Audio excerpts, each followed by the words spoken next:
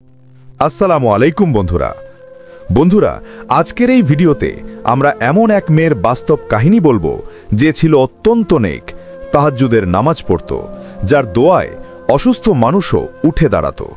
কিন্তু যখন সে নতুন বধূ হয়ে স্বামীর ঘরে গেল, তখন এমন এক ঘটনা ঘটল যা দেখে সবার শরীরে কাঁটা দিয়ে উঠেছিল। বাড়ির দরজার সামনে দেখা গেল অসংখ্য সাপ পুরো গাড়িকে ঘিরে রেখেছিল। তারা যেন তাদের পথ আটকে রেখেছিল। কেন নেমে এলো এই আযাব? কার গুনাহের ফল ছিল এই ভয়ঙ্কর অবস্থা? পুরো সত্যটা জানতে ভিডিওটি একদম শেষ পর্যন্ত দেখুন। আর যদি গল্পটি আপনাকে ভাবায়, একটুখানি থামিয়ে একটা লাইক দিয়ে দিন, কারণ আপনার এক লাইক আমাদের জন্য দোয়ার মতো। চ্যানেলে নতুন হলে এখনই সাবস্ক্রাইব করে বেল আইকনটি প্রেস করুন, আর কমেন্টে জানিয়ে দিন আপনি কোন শহর থেকে এই ভিডিওটি দেখছেন। তাহলে চলুন শুরু করি। বন্ধুরা, এক গ্রামের নির্জন প্রান্তে সালমা বেগম ও তার স্বামী সলিমের ছোট্ট ঘর। দুজনের জীবন সরল। ভোরের আজানে সলিম মাঠে যান, সন্ধ্যায় ফিরে এসে উঠোনে বসে নাম তসবি পড়েন, আর সালমা ঘরের কাজের ফাঁকে ফাঁকে দোয়া দরুদে মগ্ন থাকেন। সংসারে সুখ শান্তি আছে, নেই শুধু একটিই প্রাপ্তি, সন্তান। বিবাহের 5টি বছর কেটে গেলেও আল্লাহ তাদের কোল ভরিয়ে দেননি। এই অভাবের কষ্ট সালমার বুক জুড়ে দীর্ঘশ্বাস হয়ে জমে থাকে। নামাজ শেষে তিনি নিয়মিত হাত তোলেন, হে আল্লাহ, তুমি শুকনো মাটিতে সবুজ অঙ্কুর তোলো, মৃত হৃদয়কে প্রাণ দাও, আমাদের ঘরেও একটি মাত্র নূর দান করো। কিন্তু চারপাশের মানুষের কথা অনেক সময় ছুরির মতো বিঁধে যায়। কারো কারো কটূক্তি, ওর নিশ্চয়ই কোনো গুনাহ আছে, তাই তো সন্তান হয় না। আবার কেউ মুচকি হেসে ফিসফিসায়, অভাগিনী। সালমা এসব কথা মুখ বুঝে সহ্য করেন, বলেন শুধু, মানুষ জানে না, আল্লাহ জানেন। এক বিকেলে নদীর ঘাটে কাপড় ধুতে যাচ্ছিলেন সালমা। বর্ষার পর নদীর জল তখনও কিছুটা ঘোলা, বাতাসে কাঁচা ঘাসের শোধা গন্ধ। পথের মোড়ে হঠাৎ তিনি দেখলেন এক বৃদ্ধা নারী ধুলো ভেজা রাস্তায় কুঁজো হয়ে হাঁটছেন, গায়ে ছেঁড়া চাদর, হাতে পায়ে ঘা, মুখে তীব্র ক্লান্তি। কয়েক কদম যেতে না যেতেই বৃদ্ধা হোঁচট খেয়ে বসে পড়লেন। মা, দাঁড়ান, আমি ধরে দিচ্ছি। দৌড়ে গিয়ে সালমা তাকে আগলে ধরলেন। বৃদ্ধা দুর্বল গলায় বললেন, বেটি, আমি পথ হারানো মুসাফির, শরীরটাও খুব খারাপ হয়ে গেছে, কোথাও আশ্রয় পাইনি। সালমার মন কেঁপে উঠল। আপনি আমার সঙ্গে চলুন। নিজের ঘরে নিয়ে এসে তিনি বৃদ্ধাকে খাটে শুইয়ে দিলেন। কুসুম গরম পানি, একটু খাবার আর ক্ষতে ওষুধ দিলেন। ঘণ্টাখানেক পর বৃদ্ধার চোখে মুখে একটু প্রাণ ফিরল। দরজার ফাঁক দিয়ে সন্ধ্যার আলো এসে পড়েছে। সেই আলোয় বৃদ্ধা সালমার মুখের দিকে তাকিয়ে ধীরে ধীরে বললেন, বেটি, আল্লাহ তোর হৃদয়ে দয়া দিয়েছেন, তুই এক অভাবিনীকে বাঁচালিস, আল্লাহ তোর ঘরে করম করবেন, এমন এক সন্তান দান করবেন যার দোয়ায় রোগী সুস্থ হবে, মানুষের দুঃখ লাঘব হবে। সালমা বিস্মিত, তবুও বিনয়ী কণ্ঠে বললেন, যা কিছু হবে আল্লাহর রহমতেই হবে। বৃদ্ধা দরজার দিকেই হাত তুলে দোয়া করে বিদায় নিলেন। তার টলমল পদচিহ্ন ধুলোর উপরে ধীরে ধীরে মিলিয়ে গেল। কয়েক সপ্তাহ যেতে না যেতে সালমা উপলব্ধি করলেন শরীরে এক নতুন সাড়া। গ্রামের দায় দেখে হেসে মুখে বলল, মাশাআল্লাহ, তোমার ঘরে আলোক বর্ষা আসছে। খবরটি শুনে সলিম স্ত্রীর কপালে চুমু রেখে সিজদায় পড়ে গেলেন। আজ আমাদের দোয়ায় সাড়া দিলেন আল্লাহ। সময়ের সঙ্গে সঙ্গে সেই আলোকর আগমন হল, এক চাঁদের মতো কন্যা। তার মুখে এমন এক নির্মল দীপ্তি, যেন তার নামটি তার নিয়তি। সলিম নাম রাখলেন চাঁদনি। প্রথম কান্নার সুরেই ঘর, উঠোন, এমনকি প্রতিবেশীরাও এক অদ্ভুত প্রশান্তিতে ভরে উঠল। চাঁদনি খুব ছোট থেকেই ছিল আলাদা রকম। কথায় নরম মাধুর্য, চোখে শান্ত দৃষ্টি। মায়ের হাত ধরে সে নামাজ শিখল, কোরআন তেলাওয়াত শিখল এবং রাত্রির শেষ প্রহরে উঠে তাহাজ্জুদের ছোট্ট দুরাকাত পড়তে লাগল। শীতের কনকনে বাতাস জানালা কাপালে কাপুক, কিন্তু চাঁদনির সেজদা থামত না। গরমের দহন দুপুরে রোজার পিপাসা জিভ শুকিয়ে দিত, তবুও সে ধৈর্য ধরে থাকত। গ্রামের বৃদ্ধরা ডাক দিলে চাঁদনি পানি এনে দেয়। শিশুদের মাথায় হাত রেখে দোয়া করে। অসুস্থ কারো খবর পেলে মায়ের সঙ্গে দেখা করে আসে। ধীরে ধীরে লোকজন বলতে শুরু করল, মেয়েটির দোয়ায় তাসির আছে। সালমা বেগম এইসব কথা শুনে সিজদায় পড়ে শুকরিয়া আদায় করতেন, হে আল্লাহ, তুমি আমাকে যে আমানত দিলে তাকে হেফাজত করার তৌফিক দাও। একদিন দুপুর চাঁদনি মাদ্রাসা থেকে ফিরে কোরআনের আয়াত মুখস্থ করছে। এমন সময় দরজায় কড়া। বাইরে কয়েকজন অপরিচিত মানুষ, ধুলোধোকা ঢাউকা পোশাক, চোখে মুখে উৎকণ্ঠা। বোন, একটু পানি দেবেন, আমাদের ছেলে অসুস্থ, খিচুনি ওঠে, আজ 3 দিন ধরে চোখও খোলে না। ওদের একজন অনুরোধ করল। সালমা তাদের বারান্দায় বসালেন। চাঁদনি নীরবে ভিতর থেকে পানি আনলো। মায়ের দিকে তাকিয়ে বলল, আমি পানিতে দোয়া পড়ে দিই। সে স্থির গলায় কোরআনের আয়াত তেলাওয়াত করল। তারপর পানির গ্লাসে মৃদু ফু দিয়ে এগিয়ে দিল। অবিশ্বাস্য ঘটনা ঘটল। অসুস্থ বালকের ঠোঁটে পানি ছোঁয়ানো মাত্র শরীরটা যেন কেঁপে উঠল।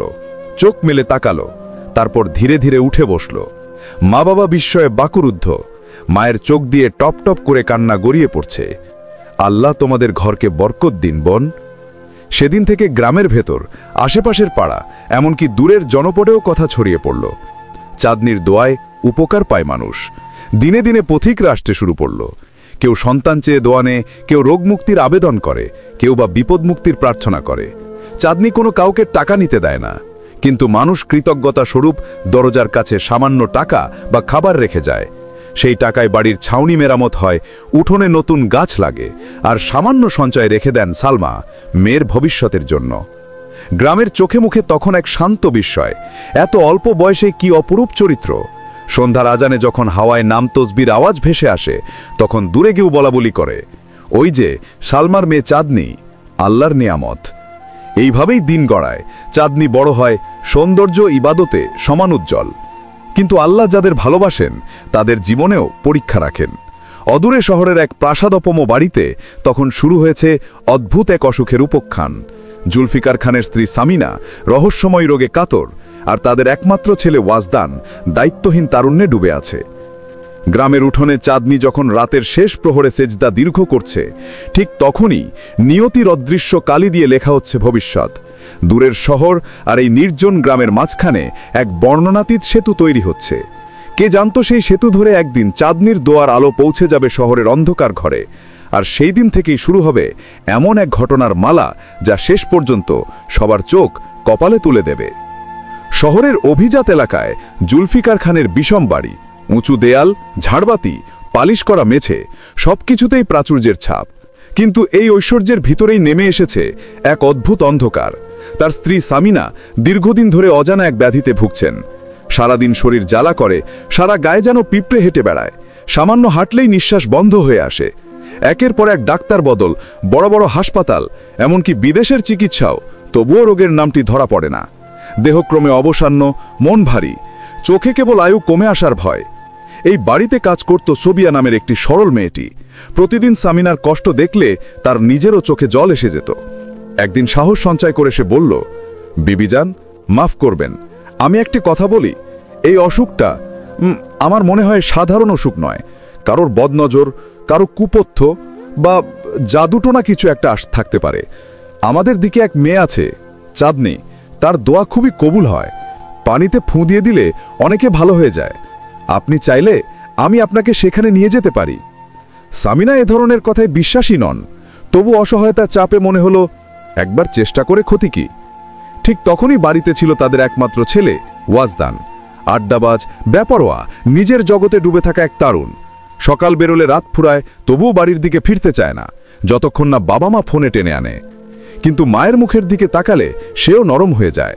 সামিনা বললেন, চল, একটু বাইরে যেতে হবে। উদ্দেশ্যটি গোপনই রাখলেন, বললেন কিছু পরিচিত মানুষের ওখানে। সোবিয়া সঙ্গে রইল পথ দেখাতে। গ্রামের সীমানায় পৌঁছতেই শহুরে আভিজাত্য ফেলে আসা বাতাস বদলে গেল। মাটির গন্ধ, তালগাছের ছায়া, খড়ের ছাউনি। চাঁদনিদের ছোট্ট বাড়ির উঠোনে ঢুকতেই সামিনা এক ধরনের অপরিচিত প্রশান্তি টের পেলেন, যেন ধুলোমাখা বাতাসও এখানে নরম। চাঁদনি বারান্দায় এসে সালাম দিল, কিন্তু সামিনাকে দেখা মাত্র তার ভ্রু কুঁচকে গেল। চোখ যেন ভিতরের কোনো খবর পড়ে ফেলল। আপনি এতদিন কোথায় ছিলেন? এমন তীব্র কবচ কুণ্ঠন আপনাকে ঘিরে আছে। এটা তো প্রাণঘাতী আক্রমণ। আল্লাহর ফজলে আপনি বেঁচে আছেন, এটাই আশ্চর্য। সামিনা থমকে গেলেন। কে করবে আমার ওপর এমনটা? চাঁদনি নরম কণ্ঠে বলল, আল্লাহ সব দেখেন। কারোর লোভ, কারোর ক্রোধ, কারোর অধিকার দখলের বাসনা, এসব থেকে এমন দুষ্টতা জন্মায়। আপনি আগে কি থেকে এসেছে সেটা ভাববেন না, কিসে মুক্তি তাতে মন দিন। চাঁদনি উজু করে বসল, নির্জন শান্ত কণ্ঠে কোরআনের আয়াত তেলাওয়াত করল, তারপর এক গ্লাস পানিতে দোয়া পড়ে মৃদু ফু দিল। বিসমিল্লাহ বলে খেয়ে নিন। পানি ঠোঁটে ছোঁয়ানো মাত্র সামিনা অনুভব করলেন শরীর থেকে এক স্তর ভার খসে পড়ছে, যেন বুকে বাঁধা অদৃশ্য বালির বোঝা গলে গলে নেমে যাচ্ছে। শ্বাস প্রশ্বাস হালকা হলো, মাথার ঝিমুনি মিলিয়ে গেল।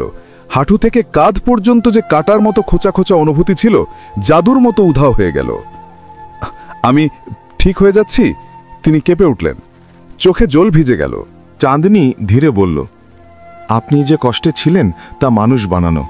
কেউ আপনার স্বামীকে পেতে, আপনার সংসার দখল করতে আপনাকে সরিয়ে দিতে চেয়েছিল। এখন থেকে বাইরে থেকে আসা খাবার, উপহার, সন্দেহজনক কোনো জিনিস কিছুই গ্রহণ করবেন না। আল্লাহর জিকিরে থাকবেন। যিনি অপকার করতে চেয়েছেন তিনি সফল হবেন না ইনশাআল্লাহ। সামিনার মনে কার নাম জ্বলে উঠল? নাইলা। বহুদিন ধরে যে নারীটা জুলফিকার খানের চারপাশে ঘোরাফেরা করে, কু ইঙ্গিত ছলন, বাড়িতে পা বাড়ানোর সুযোগ খোঁজে, এই কারসাজির সূত্র সম্ভবত সেখানেই। বাড়ি ফিরে সামিনার বদলে যাওয়ার চেহারা দেখে সবাই হতবাক। ওয়াজদান বারবার জিজ্ঞেস করে, হ্যাঁ, এমন হঠাৎ সুস্থ হয়ে গেলে কি করে? সব শুনে ওয়াজদানের মনে প্রথমবারের মতো চাঁদনিকে দেখার কৌতূহল জাগল। মা, মেয়েটা দেখতে কেমন? সামিনা ডুবে থাকা স্বরে বললেন, মুখে শিশিরের মতো স্নিগ্ধতা, তাকে ছোঁয়া দিলে মনে হয় কোনো পবিত্র জিনিস স্পর্শ করলাম, এমন নির্মল। সামিনা প্রায় চাঁদনির কাছে যেতে লাগলেন, কখনো নিজের সুস্থতার কৃতজ্ঞতা, কখনো নিছক ভালোবাসা নিয়ে। সেই সঙ্গে তার মনে আরেকটি ইচ্ছা ঘনীভূত হতে থাকল, চাঁদনি যদি আমাদের ঘরেই আলো হয়ে আসে।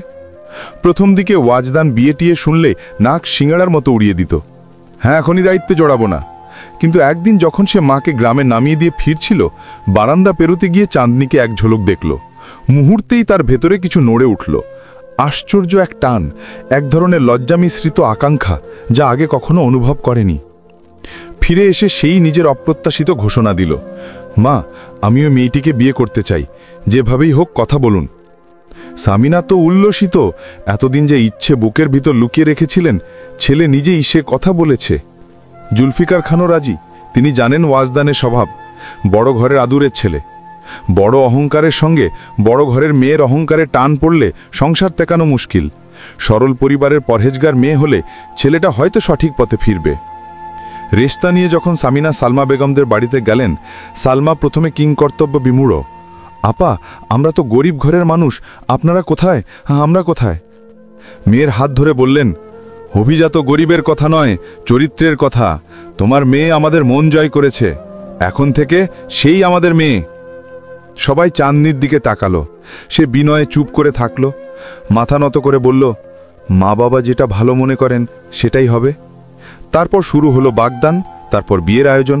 দুই বাড়িতেই ব্যস্ততা, হাসি, রঙিন কাপড়, মেহেদি, ময়ূর পাখার মতো স্বপ্নের পালক। কিন্তু এই উল্লাসের ভিতরেও চাঁদনির বুকে এক অকারণ ধুকপোকানির শব্দ, যেন অদৃশ্য হুঁশিয়ারি। রাতের গভীরে তাহাজ্জুদের সেজদায় সে কাঁদে, হে আল্লাহ, যদি এতে আমার জন্য পরীক্ষা থাকে শক্তি দাও, যদি কল্যাণ থাকে স্থিরতা দাও।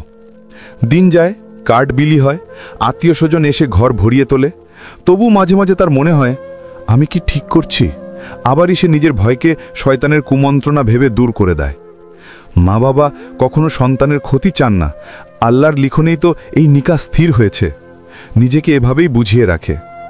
শেষমেশ এলো বিয়ের দিন। সব রীতি রেওয়াজ, নিকাহ, দোয়া সবই সুসম্পন্ন।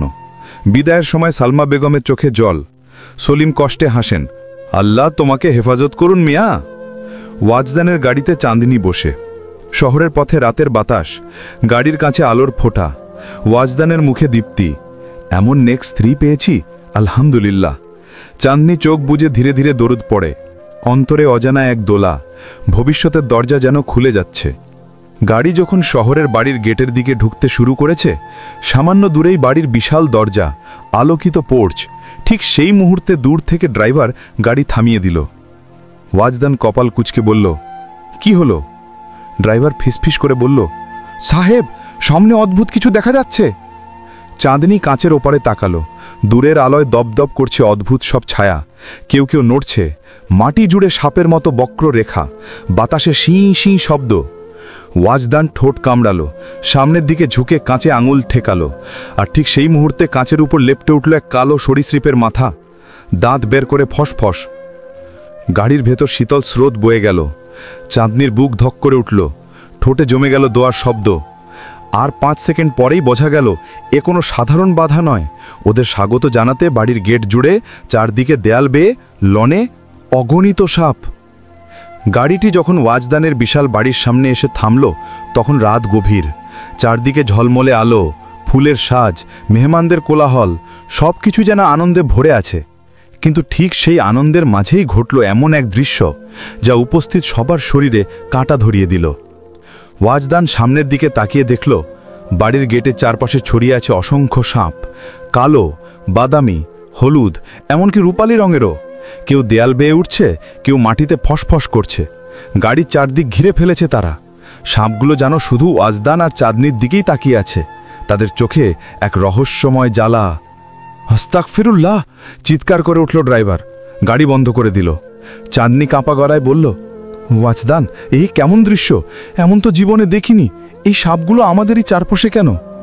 ওয়াজদানও বাকরুদ্ধ, ভেতরে সাহস দেখাতে চাইলেও বুক ধকধক করছে। তুমি চিন্তা করো না, আমি লোক ডাকি। সে মোবাইলে পাহারাদারকে ফোন করল। কিছুক্ষণের মধ্যেই কয়েকজন কর্মচারী লাঠি হাতে দৌড়ে এলো। কিন্তু আশ্চর্য, যতবারই তারা সাপ তাড়ানোর চেষ্টা করল, সাপের সংখ্যা যেন আরও বাড়তে লাগলো। কেউ গাছের ডালে উঠে গেল, কেউ গাড়ির চাকায় পেঁচিয়ে গেল। গাড়ির কাঁচের ওপরও তারা ঘুরে বেড়াচ্ছে। চাঁদনির মুখে রং নেই, ঠোঁটে শুধু দোয়া, লা ইলাহা ইল্লাল্লাহ। ওয়াজদান তাকে সান্ত্বনা দিতে চাইলেও সেও ভেতরে ভয় পেয়ে গেছে। অবশেষে সিদ্ধান্ত নিল গাড়ি থেকে নেমে পায়ে হেঁটে বাড়ির ভিতরে যাবে। কিন্তু যেই না গাড়ির দরজা খুলল, সামনের মাটিতেও ফুসফুস শব্দ, সেখানেও সাপ ছড়িয়ে আছে। বিয়ের মিছিলের গাড়িগুলো একে একে এসে থামল। আত্মীয় স্বজন, বরযাত্রী সবাই হতভম্ব। কেউ ভিডিও করছে, কেউ সরে দাঁড়াচ্ছে, কেউ মুখে হাত চেপে তাকিয়ে আছে। ওয়াজদানের মা দূর থেকে চিৎকার করে উঠলেন, এই গাড়িটা ভেতরে কেন আনছো না, দাঁড়িয়ে আছো বাইরে। তখনই চোখ পড়ল তার সামনে, গেটের চারপাশে সাপের জঙ্গলে ভরে গেছে। সামিনা নিজের চোখকে বিশ্বাস করতে পারলেন না। চারদিকে হাহাকার পড়ে গেল। কেউ বলল, এই মেয়ে অশুভ, বাড়িতে পা দিতই এমন অভিশাপ।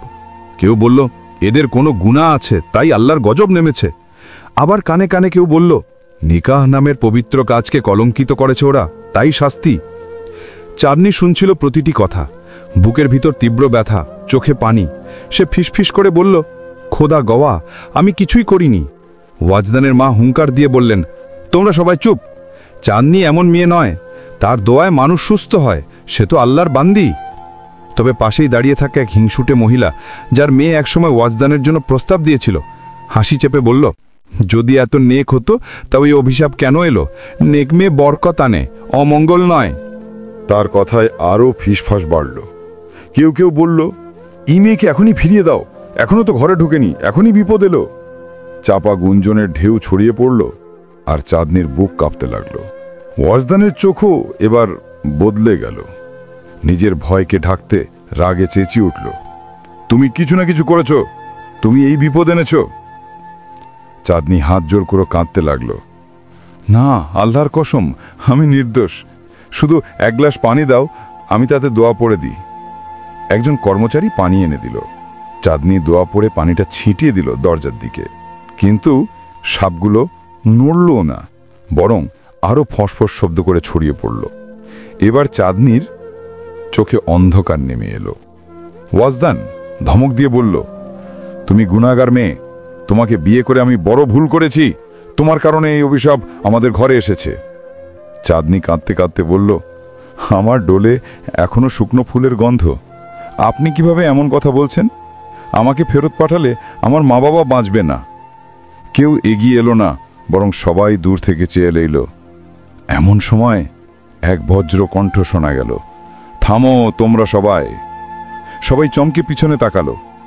একজন বৃদ্ধ দাঁড়িয়ে আছেন, সাদা পোশাক পরে, হাতে তাসবিহ, মুখে নূরের আভা। তার চোখে এমন এক দৃষ্টি যেন ভিতরের অন্ধকার ভেদ করে দেখতে পারেন। বৃদ্ধ ধীরে ধীরে সামনে এগিয়ে এলেন, বললেন, তোমরা যাকে অভিশাপ বলছো সেটা শাস্তি নয়, সতর্ক বার্তা। আর এই মেয়েটি যাকে তোমরা মনহুস বলছো, সে বরং তোমাদের রক্ষাকারী। ওয়াজদান থেমে গিয়ে বলল, আপনি কে? এসব কথা কেন বলছেন? বৃদ্ধ হাসলেন। তুমি জানতে চাও কে অভিশপ্ত? তোমাদের এই বিপদ তোমাদের ঘরের পাপের ফল। সবাই হতভম্ব, চাঁদনিও স্তব্ধ। বৃদ্ধ বললেন, এই মেয়ের জন্য নয়, বরং তোমার জন্য এই আযাব নেমেছে ওয়াজদান। এই বাড়ির দুঃখের মূল তুমি নিজে। ওয়াজদানের মুখের রং পাল্টে গেল, ঠোঁট শুকিয়ে এলো, ভিড়ের ভেতর গুঞ্জন উঠল। এটা কি বলছেন? বৃদ্ধ বললেন, এই ছেলে প্রতারণা করেছে, একাধিক নির্দোষ মেয়েকে ধোঁকা দিয়ে তাদের জীবন নষ্ট করেছে। যারা তার ভালো চেয়েছিল সে তাদের অপমান করেছে। আজ তাদের অভিশাপই এই সাপের রূপে ফিরে এসেছে। চাঁদনির পা কাঁপে, চোখের জল শুকিয়ে যায়। আমার স্বামী এমন? মুখ দিয়ে বেরিয়ে আসে নিঃশব্দ আর্তনাদ। সামিনা কাঁদতে কাঁদতে ছেলের দিকে তাকিয়ে বলেন, তুমি এমন করতে পারলে? এই দিন দেখার জন্য কি তোমাকে লালন করেছি? বৃদ্ধের কণ্ঠ আরো ভারী হলো। ওয়াজদান, তুমি নিজেই বলো, তুমি কি করেছ? কিভাবে তোমার বিবেক ঘুমিয়ে গেল? নাকি আমি বলি? ওয়াজদানের বুক ভেঙে গেল। সে কাঁদতে কাঁদতে বলল, হ্যাঁ, আমি দোষী। অনেক মেয়েকে ধোঁকা দিয়েছি, ভালোবাসার নাম করে খেলেছি তাদের বিশ্বাস নিয়ে। একজনের মৃত্যু হয়েছে, আরেকজনের জীবন আমি নষ্ট করেছি। আমি আল্লাহর কাছে ক্ষমা চাই। ভিড় নিস্তব্ধ, শুধু চাঁদনির শ্বাস ভারী। বৃদ্ধ তাসবি ঘুরিয়ে বললেন, আল্লাহ ক্ষমাশীল, কিন্তু অহংকারীকে ক্ষমা করেন না।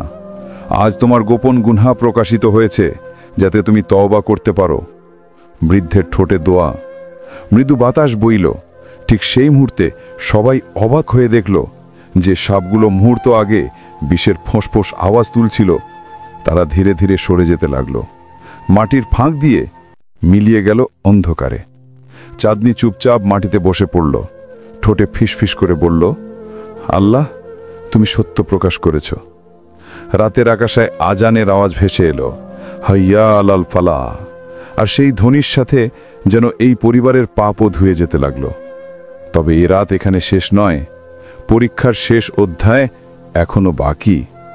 ওই রাতের ভয়াবহ ঘটনার পর পুরো বাড়িতে গভীর নীরবতা নেমে এলো। কেউ কথা বলছিল না, কেউ চোখ তুলছিল না, শুধু বাতাসে ভাসছিল দোয়ার আওয়াজ। বৃদ্ধ আল্লাহওয়ালা তাসবির শব্দ যেন পাপের ভার ভাঙার সুর বাজাচ্ছিল। ওয়াজদান ভেঙে পড়েছিল সম্পূর্ণ। একসময় যার মুখে হাসি ছিল, চোখে অহংকারের আগুন, এখন সে হাঁটু গেড়ে বসে অঝরে কাঁদছে। তার কণ্ঠ কাঁপছে, আমি ভুল করেছি, অনেক ভুল। হে আল্লাহ, আমাকে মাফ করে দাও। আমি জানতাম না যে মানুষের কান্না এমন ভয়ঙ্কর হয়ে ফেরতে পারে। তার মা সামিনা এগিয়ে এসে তাকে বুকে টেনে নিলেন, চোখে অশ্রু, কণ্ঠে কাঁপুনি। তুমি যে অন্যায় করেছ, আজ আল্লাহ সেটার পরিণতি তোমার চোখের সামনে দেখালেন। কিন্তু তওবা করা মানুষকে আল্লাহ পরিত্যাগ করেন না, মনে রেখো। চাঁদনি তখন দূরে বসেছিল, মুখে কোনো রং নেই। তার সাদা বিয়ের পোশাক মাটির ধুলোয় ভিজে গেছে, চোখে জমে থাকা অশ্রু যেন সবকিছুর সাক্ষী। কিন্তু তার ভিতরটা শান্ত, কারণ আল্লাহ আজ সত্য প্রকাশ করেছেন। বৃদ্ধ আল্লাহওয়ালা তাসবি থামিয়ে বললেন, ওয়াজদান, আল্লাহ ক্ষমাশীল, কিন্তু তোমাকে প্রমাণ দিতে হবে তোমার তওবা সত্যি কিনা। যে মেয়েকে তুমি প্রতারণা করেছিলে, যে মারিয়া তোমার সন্তানের মা হয়ে একা জীবন কাটাচ্ছে, তাকে ফিরিয়ে আনো। তারও অধিকার আছে সম্মানের সঙ্গে বাঁচার। চাঁদনি তোমাকে আল্লাহর পথে এনেছে, এখন তোমার কাজ হলো তার আদর্শে চলা। সবাই স্তব্ধ। সামিনা কাঁদতে কাঁদতে বললেন, আমার ছেলের হাতে আমি নিজেই এই গুনাহের বীজ বপন করেছিলাম। আমি কখনো তাকে থামাইনি যখন সে অন্যায় করছিল। আজ আল্লাহ আমার চোখ খুলে দিয়েছেন। বৃদ্ধ হাত তুলে দোয়া করলেন, হে আল্লাহ, যেভাবে তুমি এই পরিবারকে অন্ধকার থেকে আলোয় এনেছ, তাদের ক্ষমা করো, তাদের ঘরে রহমত নাজিল করো। সেই মুহূর্তে হালকা বাতাস বইল, আর সবাই দেখল যে অসংখ্য সাপ ভয়াবহ রূপে চারপাশে ছড়িয়েছিল, তারা কোথাও নেই, যেন কখনো ছিলই না। শুধু দরজার পাশে মাটিতে এক চকচকে দাগ, যা চাঁদনির চোখে পড়ে। সে বুঝল আল্লাহর গজব চলে গেছে, এখন শুরু নতুন জীবন। পরের দিন সকালে বাড়িতে এক নতুন পরিবেশ। নামাজের পর ওয়াজদান বাবার সামনে এসে দাঁড়ালো। আব্বু, আমি আজই মারিয়াকে খুঁজে আনব, তাকে এই ঘরে ফিরিয়ে আনব আমার সন্তানের সঙ্গে। আমি আর মিথ্যা জীবন বাঁচব না। জুলফিকার খান ছেলের কাঁধে হাত রেখে বললেন, বাবা, আজ আমি তোমার মধ্যে আমার প্রকৃত সন্তানকে খুঁজে পেলাম। কিছুদিনের মধ্যেই ওয়াজদান মারিয়াকে খুঁজে বের করল। দরিদ্র এক ছোট্ট ঘরে সে তার সন্তানকে নিয়ে বসবাস করছিল। দরজা খুলে ওয়াজদান সামনে দাঁড়াতেই মারিয়া হতবাক। তুমি এখানে কেন? ওয়াজদান চোখ নামিয়ে বলল, তোমার ক্ষমা চাইতে এসেছি। তোমারও এই সন্তানের আমার জীবনে ফিরে আসার অধিকার আছে। আমি আজ আর সেই মানুষ নই যিনি প্রতারণা করেছিলেন। মারিয়া চোখে জল নিয়ে বলল, আমি অনেক কেঁদেছি, কিন্তু আজ প্রথমবার তোমার মুখে অনুশোচনা দেখলাম। আল্লাহ নিশ্চয়ই তোমাকে বদলে দিয়েছেন। কিছুদিন পর মারিয়ার তার সন্তানকে নিয়ে ওয়াজদান ঘরে ফিরে এলো। চাঁদনি দরজায় দাঁড়িয়েছিল, চোখে নরম আলো। ওয়াজদান থেমে গেল। তুমি কষ্ট পাবে না তো? চাঁদনি ধীরে হেসে বলল, তুমি তওবা করেছ, আর আল্লাহ যার তওবা কবুল করেন তাকে আমি কেন ক্ষমা করব না? আল্লাহ যেভাবে ক্ষমাশীল, আমিও সেই পথেই থাকতে চাই। সামিনার জুলফিকার খান তাকিয়ে রইলেন চাঁদনির দিকে। তাদের চোখে আজ কৃতজ্ঞতা, ভালোবাসা আর শ্রদ্ধা। এই মেয়েটি তাদের ঘরকে শুধু বাঁচায়নি, বরং পুরো পরিবারকে নতুন জীবনের পথে ফিরিয়ে এনেছে। দিন পেরোতে লাগল। ওয়াজদান এখন নিয়মিত নামাজ পড়ে, রোজা রাখে, অসহায়দের সাহায্য করে। মারিয়া আর চাঁদনি দুজনেই ঘরের দুই আলো। কেউ কারো সঙ্গে ঈর্ষা করে না। শিশুটি খিলখিল করে হাসলে পুরো বাড়ি ভরে ওঠে প্রশান্তিতে। একদিন ফজরের নামাজ শেষে চাঁদনি উঠোনে দাঁড়িয়ে আকাশের দিকে তাকালো। সূর্যের প্রথম আলো গাল ছুঁয়ে গেল। সে চোখ বন্ধ করে ফিসফিস করে বলল, হে আল্লাহ, তুমি প্রমাণ করেছ অন্যায়ের পথ যত গভীরই হোক, তওবা ও সত্যের আলো ততটাই উজ্জ্বল। আর সেই আলোয় ভেসে উঠল নতুন ভোর, নতুন জীবন, নতুন আশার গল্প, যেখানে ক্ষমা, দোয়া ও অনুতাপের শক্তি পাপের আধার ভেদ করে সত্যকে জয়ী করে তুলেছিল। বন্ধুরা, জীবনে কখনো কারো সঙ্গে অন্যায় করো না, কারণ অন্যায়ের কান্না একদিন ফেরত আসে। আর যদি ভুল করো, আল্লাহর দরজা সর্বদা খোলা। তবে তওবা হতে হবে হৃদয় থেকে। আল্লাহ দেরি করেন, কিন্তু অবিচার করেন না। যদি গল্পটি আপনাকে ভাবিয়ে তোলে, একটুখানি থেমে এখনই একটি লাইক দিন। এতে আমাদের নতুন গল্প বানাতে অনুপ্রেরণা পাবো। চ্যানেলে নতুন হলে সাবস্ক্রাইব করে পাশে থাকা বেল আইকনটি ক্লিক করুন, যেন পরের ভিডিওর নোটিফিকেশন সবার আগে পান। কমেন্টে জানিয়ে দিন আপনি কোথা থেকে দেখছেন, ঢাকা, চট্টগ্রাম, রাজশাহী না বিদেশের কোনো প্রান্ত থেকে। আল্লাহর রহমত আপনার জীবনে বরকত আনুক। দেখা হবে পরের ভিডিওতে। আল্লাহ হাফেজ।